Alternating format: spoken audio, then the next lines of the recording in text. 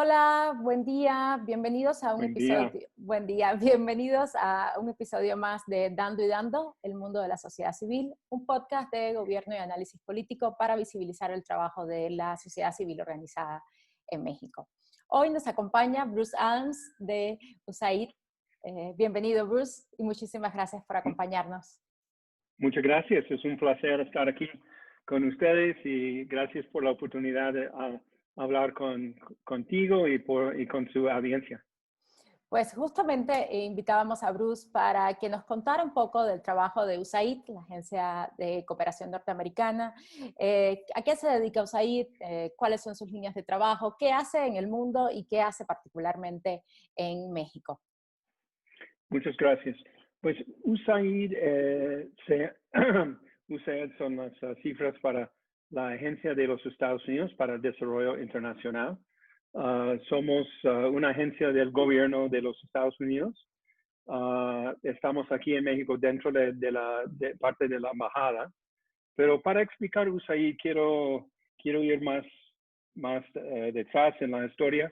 USAID se creó en 1961 del presidente Kennedy, al mismo tiempo que se creó el Cuerpo de Paz y la Alianza para el Progreso, todo enfocado en el desarrollo en América Latina, aunque USAID tiene presencia global. Si miramos la política exterior de los Estados Unidos, tiene tres ramas: diplomático, defensa y desarrollo. Y lo que USAID está dedicado al desarrollo económico, político, social. Y estamos en más de 40 países en América Latina, África, Asia y Europa Occidental. Y normalmente en estos países colaboramos con el gobierno nacional, estatal, municipal, con actores sociales como la sociedad civil organizada, y también trabajamos con el sector privado. Todo para realizar objetivos compartidos entre la política de los Estados Unidos y los países donde estamos. Trabajamos a través de donaciones locales e internacionales, establecemos contratos y desempeñamos el papel de expertos en los temas que manejan dichas organizaciones, ¿no? En México, USAID empezó operaciones finales de la década de los 70, en este entonces enfocados en salud y población, y después entramos en temas como conservación de medio ambiente. Ahora, y desde los últimos como 20 años, estamos enfocados más en temas de seguridad y de gobernación, ¿no? Como el fortalecimiento del Estado de Derecho, derechos humanos, la prevención de delito y la violencia, el fortalecimiento de la transparencia y la integridad del gobierno, del sector privado, al igual en la reducción de deforestación y el fomento de manejo sostenible del medio ambiente. Como dije, ¿no? La estrategia está implementada a través de expertos, la gran mayoría mexicanos, porque pues tiene la experiencia aquí.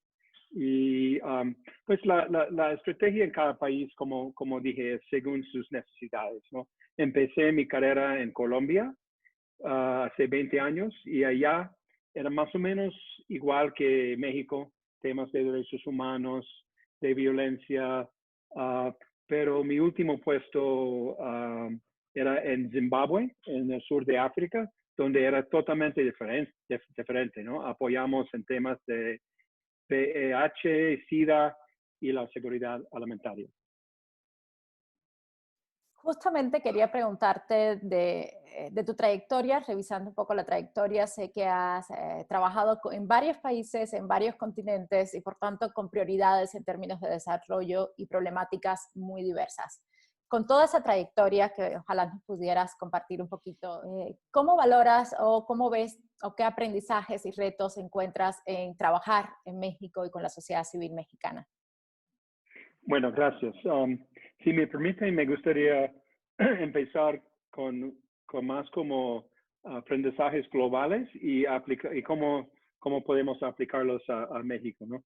Como mencioné, empecé mi carrera en Colombia, también trabajé en Perú hace como 15 años, y en estos países, entre otros, lo clave es la sostenibilidad de nuestros esfuerzos.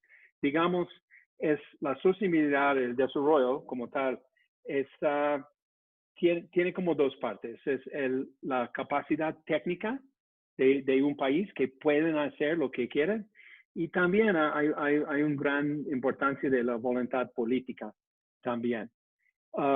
El caso de México es un poco diferente de que otros países donde estamos trabajando. México realmente no es un país en subdesarrollo, ¿no?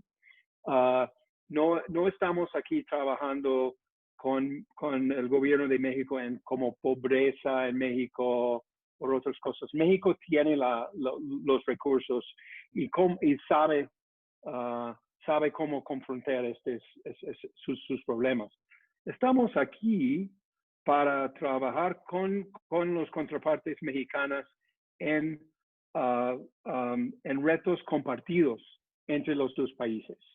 Digamos, la prosperidad mutua, digamos, la seguridad, el narcotráfico, que es un problema entre los dos países, ¿no? Entonces, en USAID trabajamos con instituciones del Estado mexicano, de la sociedad civil y con el sector privado para confrontar juntamente con el gobierno de los Estados Unidos esos problemas. Y reconocemos que la capacidad técnica y la voluntad política es algo que también tenemos que compartir, ¿no? Que obviamente el gobierno de México tiene su primer cosa tiene que ser los ciudadanos mexicanos, pero también, y lo mismo con nuestro gobierno en los Estados Unidos, pero también tenemos tanto junto como compartimos una frontera tan grande que con esfuerzos juntos podemos mejorar la vida de los ciudadanos en los dos lados. Un ejemplo, por ejemplo, es el TMEX, el nuevo trato de comercio entre los dos países. Trabajamos nosotros a través de eso, fortaleciendo los vínculos entre el sector privado mexicano y americano. También trabajamos construyendo puentes, vínculos entre la sociedad civil mexicano y también norteamericano en asuntos como interés en derechos humanos, en justicia, en transparencia y también en ayudar a proteger el medio ambiente. Sí, pues quiero en particular enfocar como ustedes están interesados en la sociedad civil, ¿no? Quiero enfocar un poco más en la sociedad civil y su papel aquí en México, ¿no? Obviamente cualquier país, la importancia de trabajar con los gobiernos, pero también con sociedad civil y sector privado es muy importante y es un aprendizaje clave para nosotros, que para gobernar, digamos, son los tres ejes que tienen que ser involucrados con decisiones que impactan el pueblo de cualquier país. Pues aquí en México, la mayoría de nuestras actividades son implementadas por organizaciones civiles de la sociedad civil aquí en México. Implementan los proyectos, pero también son, en algunos casos, objetos del desarrollo. ¿Qué quiero decir? Que afuera de la Ciudad de México, Monterrey, Guadalajara, Veracruz, donde la sociedad civil es muy avanzada en su organización, en el resto del país no tanto. Entonces tenemos proyectos específicamente enfocados de fortalecer esas organizaciones micros, esas organizaciones de base en las comunidades para fortalecer su papel en la gobernanza y en la representación de los ciudadanos frente al gobierno, frente al sector privado. Hablando del sector privado, como es muy desarrollado aquí en México, ¿no? Digamos, un como 30% de nuestro presupuesto anual viene del sector privado mexicano. Tenemos un enfoque de cofinanciación con el sector privado mexicano de actividades y normalmente el sector privado está más interesado en proyectos de medio ambiente, proyectos de transparencia y muy interesado, eso es interesante, en proyectos de crimen y violencia, porque tiene un gran impacto la violencia en la economía y en las operaciones del sector privado. Entonces, nuestra estrategia aquí en México es trabajar con todos para el bien de todos. Por ejemplo, USAID ha impulsado el enfoque sistemático en un ejemplo de una organización que se llama Ciudadanos en Apoyo a los Derechos Humanos, CADAC se llama, está ubicada en Nuevo León. Y esta organización trabaja no solamente en temas de derechos humanos, sino también en la búsqueda de personas desaparecidas, ¿no? Hemos visto un enorme crecimiento en CADAC, que empezó como una organización un poco débil, pequeña, y ahora tiene un gran alianza estratégica con la Comisión Internacional sobre Personas Desaparecidas y también con la Fiscalía General de la República. Esos esfuerzos han permitido que familias hayan identificado recientemente a sus seres queridos, ¿no? Y eso también refuerza el papel único de sociedad civil, porque esas familias desafortunadamente no tienen mucha fe, mucha confianza trabajar directamente con el gobierno, ¿no? Por historia y todo. Entonces, la sociedad civil, esas organizaciones, juegan un papel clave entre familias y el Estado, que sin su presencia poco puede pasar. Un otro ejemplo es una organización que se llama Senti Nobis, y es una organización en Sonora que se dedica a formar mediadores comunitarios.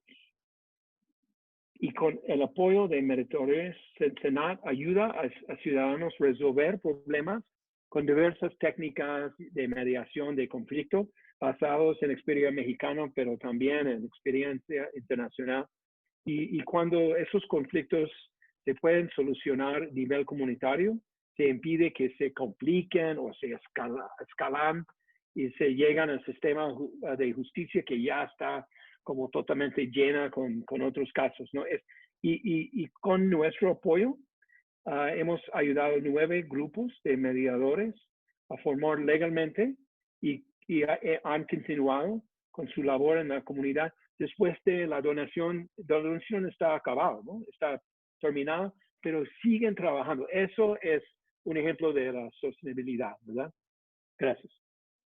Sí, eso es muy importante, que los proyectos puedan mantenerse una vez termine la subvención, porque ha sido a veces muy problemático para las organizaciones mantener, o para los colectivos mantener la incidencia una vez terminado la subvención o el grant que tenga.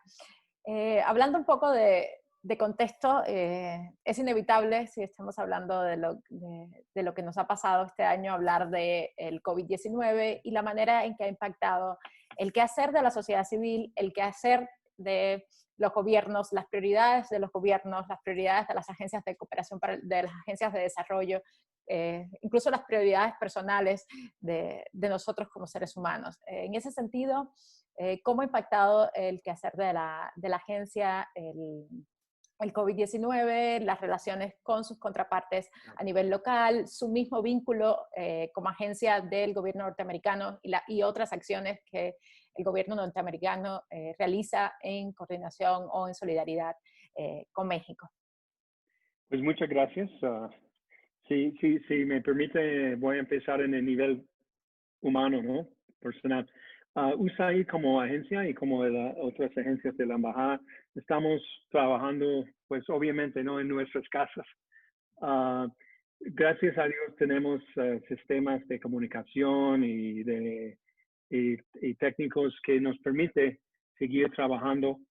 Y eso también ha sido el caso con la gran mayoría de nuestros aliados implementando nuestras actividades, ¿no? Um, Están en todas partes del país y principalmente trabajando desde las casas.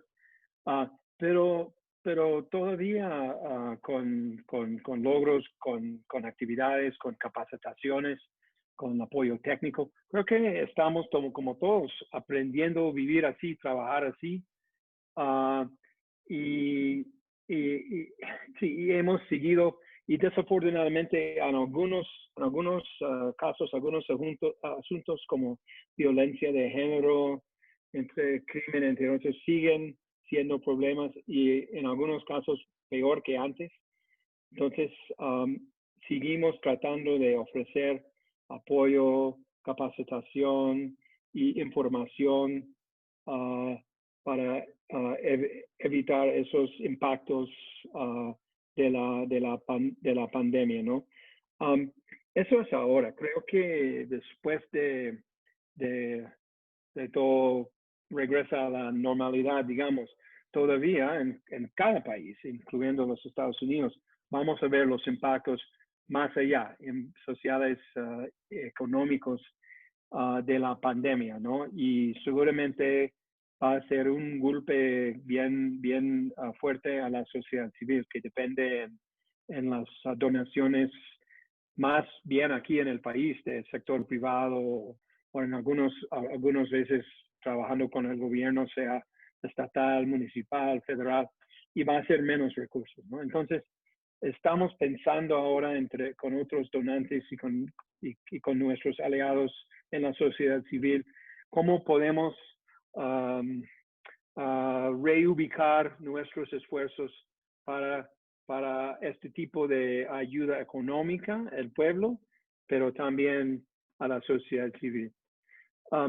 Pero si me permite, me gustaría hablar un poco de lo que estamos haciendo como gobierno, como el pueblo norteamericano en este tema. Unos ejemplos, ¿no? El Departamento de Defensa construyó un hospital móvil de 1.1 millones de dólares que está dedicado a pacientes de coronavirus. Ahora está ubicado en Guerrero. El Centro de Prevención de Enfermedades donó a la Secretaría de Salud 3.1 millones de dólares en efectivo, enfocados a fortalecer las capacidades de comunicación de población en riesgo. El Departamento del Estado felicitó artículos sanitarios y de aseo, instaló centros de aislamiento y entrenó personal. Pero realmente, cuando estamos mirando globalmente el problema, México tiene mucho más recursos y mucho más entendimiento de cómo confrontar el problema que países más pobres, pero realmente, como en cualquier país, es la política también. Son las decisiones no técnicas como de recursos, pero también cómo confrontar. Y ha sido en Estados Unidos diferente en cada estado, ¿no? Somos un sistema federal como ustedes, ¿no? Entonces, hay muchas lecciones aprendidas o que debemos aprender de las diferentes regiones de los estados de nuestro país, y me imagino que es lo mismo aquí, ¿no? Viviendo aquí en la Ciudad de México, creo que la ciudad ha manejado el problema muy bien con lo que tienen. Pero estoy sorprendido un poco la cantidad de personas en la calle y todo, pero mis colegas en los Estados Unidos dicen lo mismo, ¿no? Entonces, es algo no solamente de los equipos y la cosa técnica, pero también una educación pública, una conversación pública tenemos que vivir, ¿no? Pero también tenemos que averiguar lo que está pasando y cuidarnos. Es lo mismo en todo el mundo, pero lo veo aquí en México una voluntad y un fe. Y yo decidí no salir de México, mantenerme aquí con mi familia y estar parte de la solución, ¿no? Y para ir cerrando, ¿dónde podemos conocer un poco más o tener un poco más de información del trabajo de USAID en México? Redes sociales, página web, ¿cómo alguien, un ciudadano o una organización interesada en alguno de los proyectos o un posible, una persona Perfecto, que sí. quiera hacer voluntariado, no sé si tengan algún tipo de... Sí, perfecto, ya. Pues primero nos pueden encontrar en nuestra página de web, que www.usaid.gov, con V, no B, con V, diagonal México. Y también en nuestras redes sociales en Facebook, como @USAID México, en Twitter, @USAID MX. También nuestro embajador Landau está muy activo en el Twitter, ¿no? @México. Digamos aquí, US Embassy MEX. O lo del embajador es @USAID, US AMB MEX. Y él es muy activo, no solamente en el ámbito político, pero también disfruta mucho la cocina, la cultura mexicana y está encantado a estar aquí en México. Uno puede verlo en sus tweets, ¿no? También para estar como trabajar con USAID, siempre hacemos nuestras actividades convocatorias abiertas, los cuales están disponibles en la página fbo.gov o grants, grants.gov. Y hacemos nuestras solicitaciones a través de esos websites que son globales, pero uno tiene que mirar bajo de México y están disponibles allá. Excelente. Muchísimas gracias, Bruce, por habernos acompañado en este episodio de Dando y Dando, el mundo de la sociedad civil. Tengo una pregunta para usted. Adelante. ¿Qué significa dando y dando? Pues yo sé obviamente las palabras, pero ¿es un dicho de algo? Sí, es un dicho. Dando y dando es como muy popular cuando intercambias, entonces das y recibes, ¿no? En Entonces, este caso, ideas y no, todo. y la idea de que todos teníamos que dar y que todos teníamos que poner, que construir una sociedad era también intercambiar todo el tiempo, articularse todo el tiempo, que no podía caer la responsabilidad en un solo lado, ¿no? Entonces, y era un poco como jugando con todas esas nociones, sobre todo de intercambio, de entender que a todos nos corresponde, desde el lugar donde estemos, una cuota de responsabilidad en construir la sociedad que queremos construir. Y por ahí surgió, después de una lluvia de ideas, entre las que formamos el podcast, el nombre, ¿no? De Dando y Dando, el mundo de la sociedad civil. Pues muchas gracias por la oportunidad y también cuenta conmigo como un nuevo miembro de su audiencia. No solamente es aprender sobre México y la sociedad civil, pero también practicar mi español.